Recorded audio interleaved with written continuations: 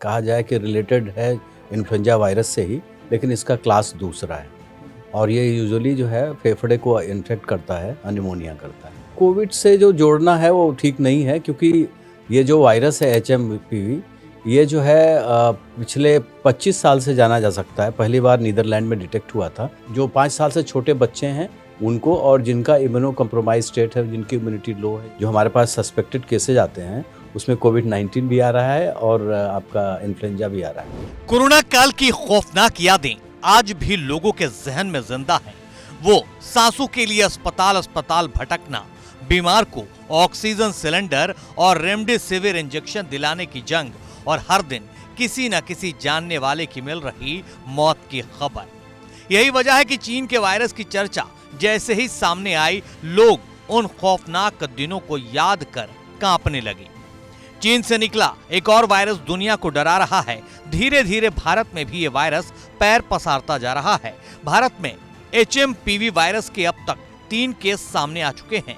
कर्नाटक में 3 महीने की बच्ची इलाज के बाद डिस्चार्ज हो चुकी है, तो 8 महीने के बच्चे का इलाज जारी है। वहीं गुजरात में भी 2 महीने का बच्चा HMPV से संक्रमित पाया गया। ऐसे में हमने ये जरूरी समझा कि HMPV से जुड़ी तमाम जानकारी आपको उनके जरिया ही मुहैया कराएं जो इन वायरस पर दिन रात रिसर्च करते हैं। हम पहुंचे BHU के डिपार्टमेंट ऑफ माइक्रोबायोलॉजी, जहां के डीन हैं डॉक्टर गोपाल नाथ। सुनिए HMPV पर डॉक्टर गोपाल नाथ क्या बता रहे हैं। ये एक वायरस है जो आर्थोमिक्सो वायरस कहा जाए कि रिलेटेड है इन्फ्लुएंजा वायरस से ही, लेकिन इसका क्लास दूसरा है और ये यूजुअली जो है फेफड़े को इन्फेक्ट करता है, निमोनिया करता है। कोविड से इसके प्रभाव को जोड़कर देखा जा रहा है, कितना खतरनाक है ये? नहीं, कोविड से जो जोड़ना है वो ठीक नहीं है, क्योंकि ये जो वायरस है HMPV, ये जो है पिछले 25 साल से जाना जा सकता है। पहली बार नीदरलैंड में डिटेक्ट हुआ था, लेकिन सीरा में जो टेस्ट किया गया तो पता लगा कि पिछले 40-50 साल से है। तो ऐसा नहीं है कि कोई नया वायरस निकल के आ रहा है। कोविड के साथ जो इशू था कि वो एक वायरस एकदम बदल गया था। जो वायरसेस पहले से थे उससे एकदम अलग था कोविड-19, इसलिए हुआ था। वो चीज़ इसके साथ ये पुराना वायरस है और ये कोविड इतना खतरनाक नहीं, ये मान सकते हैं? हाँ बिल्कुल, क्योंकि पहले से जब चूंकि पॉपुलेशन में सर्कुलेट कर रहा है तो इसके खिलाफ एंटीबॉडी हमारे पब्लिक में होगा, जिसकी वजह से इतना सीरियस इन्फेक्शन नहीं होना चाहिए। यानी डॉक्टर गोपाल नाथ से बातचीत में एक बात तो साफ हो गई कि HMPV नया नहीं बल्कि 40 से 50 साल पुराना वायरस है।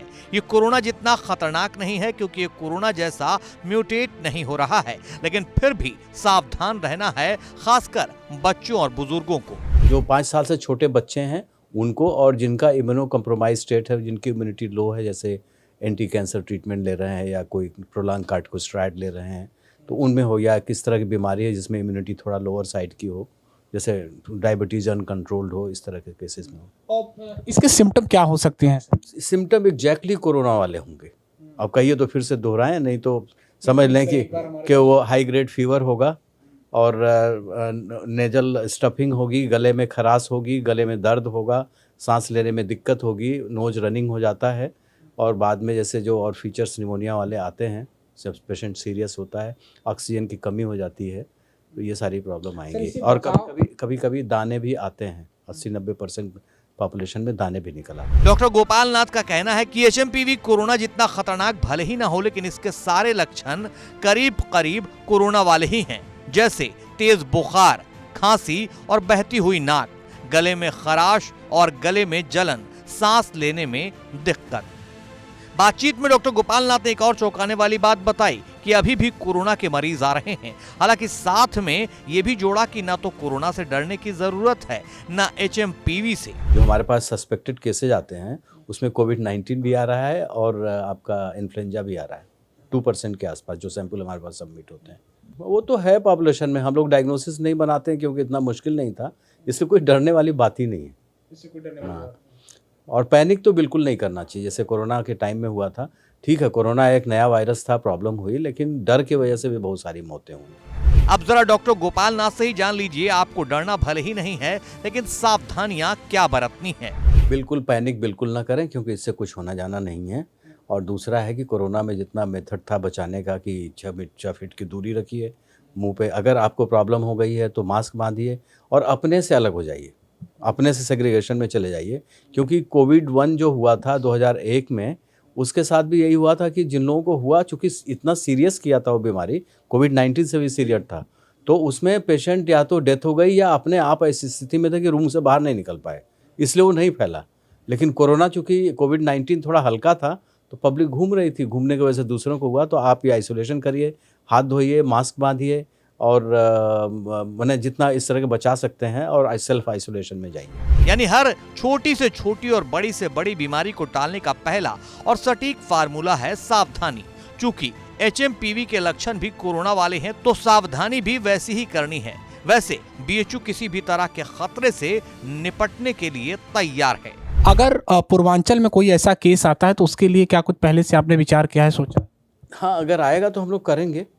अब एक्चुअली ये जो गवर्नमेंट ऑफ इंडिया की तरफ से इंस्ट्रक्शंस आते हैं, और वो प्राइमर एनआईवी पुणे से आता है, जो भी डिटेक्शन का वो है, जैसे ही आएगा तुरंत शुरू कर देंगे। करने में जांच करने में कोई दिक्कत नहीं है। पूर्वांचल में किसी भी ऐसे खतरे से निपटने के लिए बीएचयू एक बड़ा सेंटर है, क्योंकि कोविड काल के समय में भी डिपार्टमेंट ऑफ माइक्रोबायोलॉजी बीएचयू की तरफ से खास लैब तैयार किया गया था, जिसके जरिए लोगों को कोरोना काल में टेस्ट और उपचार मिला था।